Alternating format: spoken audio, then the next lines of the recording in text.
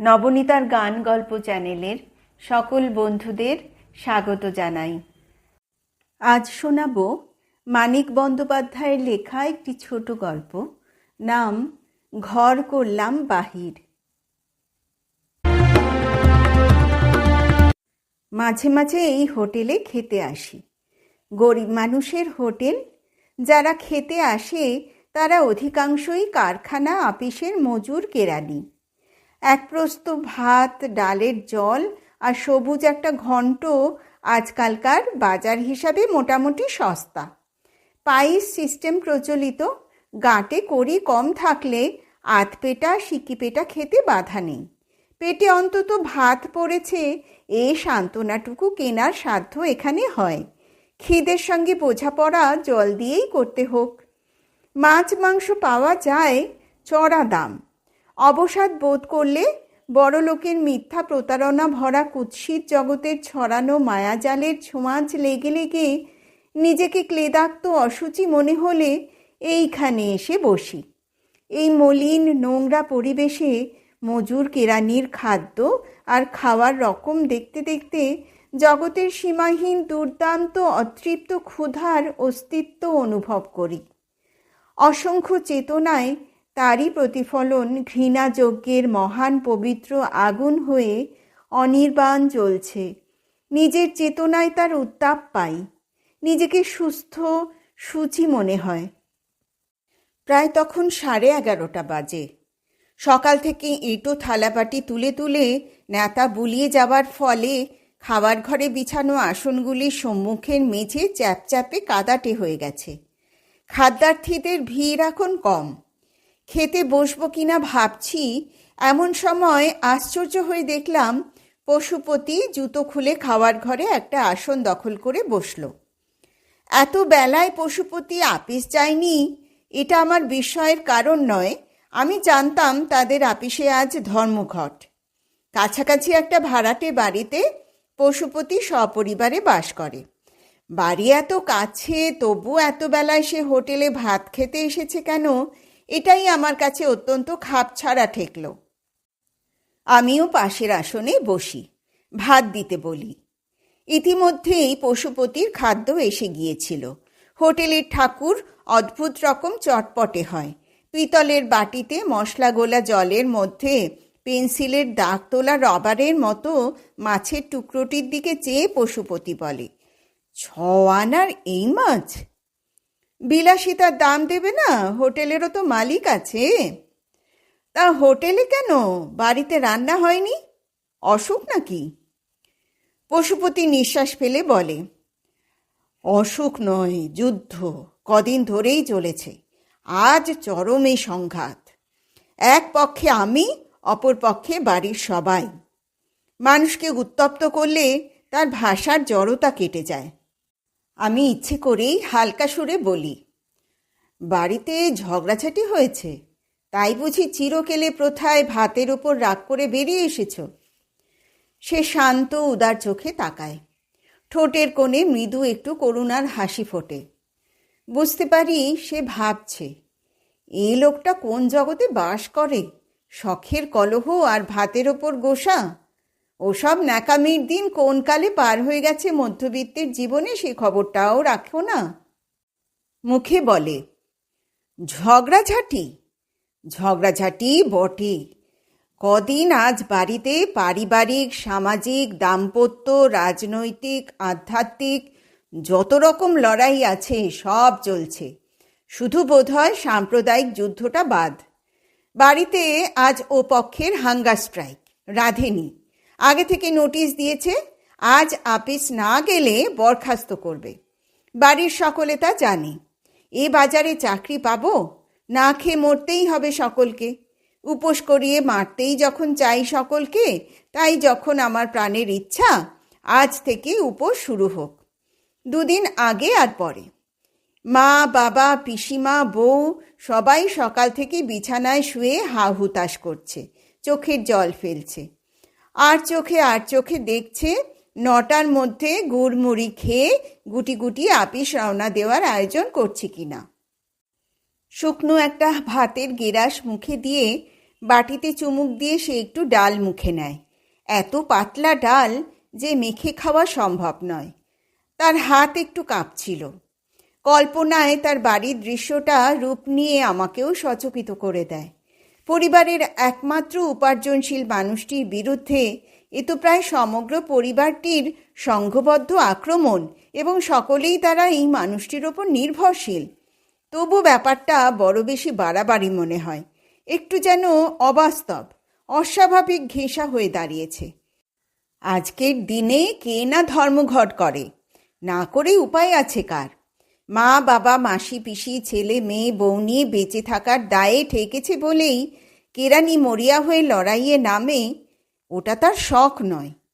তার মানেই তো এই যে বাড়ির অন্য সব মানুষের জীবনযাত্রা অতি শোচনীয় অবস্থায় এসে ঠেকেছে। একদিনে এই শোচনীয় অবস্থা সৃষ্টি হয় না, ক্রমে ক্রমে দুর্দশা বাড়ে এবং তাতেই বাড়িতে কম বেশি সমর্থন সৃষ্টি হয়ে যায়। এমন তো নয় যে আপনজনকে বাদ দিয়ে তাদের ভালো মন্দের হিসেব শিখে তুলে শুধু নিজের জন্য নিজের খেয়ালে পশুপতি আজ আপিস যায়নি। ধর্মঘট তো ডিটেকটিভ উপন্যাস পড়ার অ্যাডভেঞ্চার নয়। কত মাইনে পাও? এই 150-র মতো। ব্যাপারটা এতে পরিষ্কার হয় না। পরিবারটি উলঙ্গ হয়ে উপোস দিয়ে মরার অবস্থার মুখোমুখি পৌঁছায়নি এই পর্যন্ত, কিন্তু জীবনের সমস্ত স্বাদ আহ্লাদ আশা আনন্দ সার্থকতা বৈচিত্র্য বিকাশের সম্ভাবনা ছেঁটে ফেলে ডালপালা বর্জিত গাছের মতো বেঁচে থাকা তো এমন লোভনীয় নয় যে পরিবর্তনের চেষ্টাতেই ভীত হয়ে উঠবে তার আত্মীয় স্বজন। তার মুখ আলগা করার জন্য আরও একটু খোঁচা দিই, বলি, তোমার যদি কিছুমাত্র মনের জোর থাকতো। তুমি বুঝবে না। মুখের কাছ থেকে ভাতের গিরাস নামিয়ে সে বলে, আমি চিরদিন স্বাধীনতা চেয়েছি। চিরটা কাল আমি সবার চেয়ে পরাধীন হয়ে রইলাম। কি ভাবি আর কি হয়, কি চাই আর কি পাই। কলেজে পড়বার সময় ভেবেছিলাম ডাক্তার হব, শেষ পর্যন্ত হলাম কেরানি। তাও বাবার চেষ্টায়, আমার নিজের গুণে নয়। জানোই তো কি অবস্থা হয়, ভবিষ্যতের স্বপ্ন না ছাই। যেমন তেমন একটা উপার্জনের ব্যবস্থার জন্য পাগল হয়ে উঠতে হয়। চাকরির জন্য হন্যে হয়ে উঠেও আমি কিছু করতে পারিনি। বাবা ধর্ণা দিয়ে ধরাধরি করে চাকরিটা জুটিয়ে দেন। আজ আমার কাণ্ডে বাবা স্তম্ভিত হয়ে যাবেন, এ আর আশ্চর্য কি। প্রথমেই কি বললেন জানো? বললেন, আমি উমেশবাবুকে মুখ দেখাবো কি করে। মনে হলো যেন কেঁদেই ফেলবেন। উমেশবাবু চাকরিটা দিয়েছিলেন, কাজেই আমি কত বড় অকৃতজ্ঞতার কাজ করছি, কত বড় অন্যায় করছি। বাবা খুবই নিষ্ঠাবান লোক, এখনো খদ্দর পড়েন। মিনিট খানেক সে নীরবে খেয়ে যায়, আচমকা একটু অদ্ভুতভাবে হাসে। কত তর্ক, কত বোঝানো, কত হা হুতাশ মান অভিমান। তবে দেশপ্রেম শিশু রাষ্ট্র এসব যুক্তি তোলেননি। আমারও তো বয়স হয়েছে, সেটা বোঝেন। তার একটা যুক্তি হলো, আমি প্রায় অফিসার, একটু নিচে, লেগে থাকলে পেটি অফিসার হতে পারবো। যারা 50-60 টাকার কেরানি তারা যা খুশি করুক, আমি কেন তাদের দলে ভিড়ব। আসলে এইসব যুক্তিতর্ক বড় কথা নয়, ঘরোয়া ব্যাপার তো। মায়া মমতা স্নেহের দাবির চাপটাই মারাত্মক। বাড়িতে যেন শোকের ছায়া পড়েছে, সর্বনাশ আসন্ন।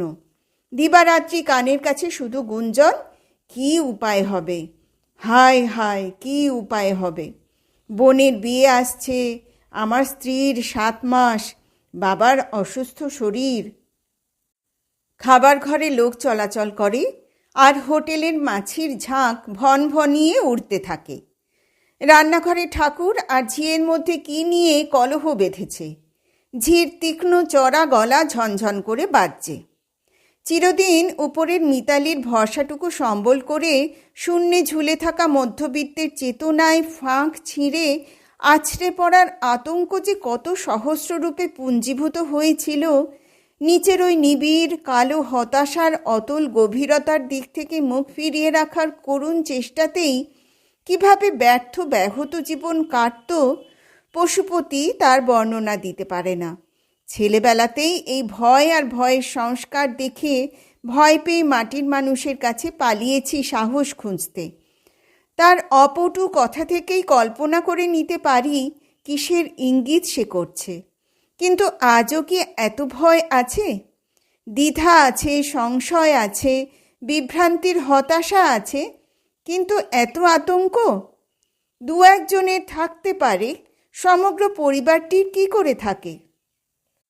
কেউ একজন চেষ্টা করে ফেনিয়ে ফাঁপিয়ে না তুললে তো সম্ভব নয়। আমার মনের প্রশ্নের জবাব দিতেই যেন পশুপতি বলে, স্ত্রী গোড়ায় আমার দলেই ছিল। অন্দরে থাকলেও বাইরের খবর তো কিছু কিছু পায়। আমরা যা ভাবি আর অনুভব করি দাম্পত্যালাপে কিছুটা তো চুঁইয়ে গিয়ে মর্মে পৌঁছায়। খানিকটা বুঝতো যে এটা আমার একার ব্যাপার নয়, আপিসের সবাই মিলে করছি। কিন্তু বউটাও শেষে বিগড়ে গেল। বেচারির 7 মাস কানের কাছে সকলে ক্রমাগত মন্ত্র জপছে। কতক্ষণ ভরসা রাখবে? বাবা বোধহয় টের পেলেন একা আমার সঙ্গে পেরে উঠবেন না, আমার দিদিকে নিয়ে এলেন। বেশ মোটা সোটা গিন্নি বান্নি ছেলেপিলে নিয়ে সচ্ছল সংসার, খুব সাংসারিক বুদ্ধি। সবাই মিলে কি যে বোঝালো, বউটিও আক্রমণ শুরু করে দিল। আর সে কি আক্রমণ, একটা নমুনা শুনবে? রাত দুপুরে কাঁদে আর বলে, আমার এই অবস্থায় তুমি আমার দিকে তাকাবে না? 2 ছেলের মা বউ যখন পেটের ভারে এলিয়ে পড়ে, ব্যাপারটা কীরকম দাঁড়ায় অনুমান করতে পারো? জানি না কি করে শক্ত আছি, খাড়া আছি। শ্রদ্ধার দৃষ্টিতে তার দিকে চেয়ে নীরবে সায় দিই। পশুপতি মৃদুস্বরে বলে যায়, অফিসের লড়াই সহজ। এতগুলি লোক একসঙ্গে আছি, এক চিন্তা, এক উদ্দেশ্য। জানি গুঁতো খেলে সবাই ভাগাভাগি করে খাবো। শালা ঘরের লড়াইয়ে প্রাণটা যায় যায় হয়েছে। ভাবলাম বটে যে আমায় কাবু করতে ওরা উপোস করে শুয়ে আছে, আমি কেন উপোস করে মরি? তাই হোটেলে খেতে এলাম। কিন্তু গলা দিয়ে ভাত কি গলে? তোমার ওই দিদিটি এখনো আছেন? আছে, ভাইয়ের চাকরির মায়া কাটিয়ে যেতে পারছে না। বলতে বলতে মুখ তুলে সে চোখ বড় বড় করে চেয়ে থাকে। পশুপতির স্ত্রী সাধারণভাবে একখানা শাড়ি পরে একেবারে হোটেলের খাবার ঘরের ভেতরে এসে দাঁড়িয়েছে। দরজার কাছে বাইরে তার বাবা, মা আর কিশোরী বোনটিকেও দেখা যায়। পিসিমা বোধহয় আসেনি, বড় দিদিটিও নয়। তুমি এখানে? পশুপতির স্ত্রী যেন কত জন্মের আটকানো দম ছাড়ে। মা গো মা, না বলে এমন করে চলে আসে? তারপর পশুপতির বাবা ভেতরে আসে, গভীর স্নেহাতুর চোখে খানিকক্ষণ চুপচাপ চেয়েই থাকে ছেলের দিকে। আচমকা বলে, তা তোমার মনের ইচ্ছাটা জোর করে বললেই তো পারতে। তোমার বিচার বিবেচনার ওপর আমরা কি কথা কইতে যাব? চেয়ে দেখি পশুপতির ক্লিষ্ট মুখ উজ্জ্বল হয়ে উঠেছে। আপনা থেকে সিধে হয়ে গেছে তার বাঁকা মেরুদণ্ডটা। মধ্যস্থ হয়ে আমি একটি প্রস্তাব করি। প্রস্তাবটি গৃহীত হয়। পশুপতির পরিবারটি বোধহয় এই প্রথম ঘর থাকতে বাইরের এই নোংরা হোটেলে আসন পেতে ভাত খেতে বসে। শেষ হলো গল্প ঘর করলাম বাহির।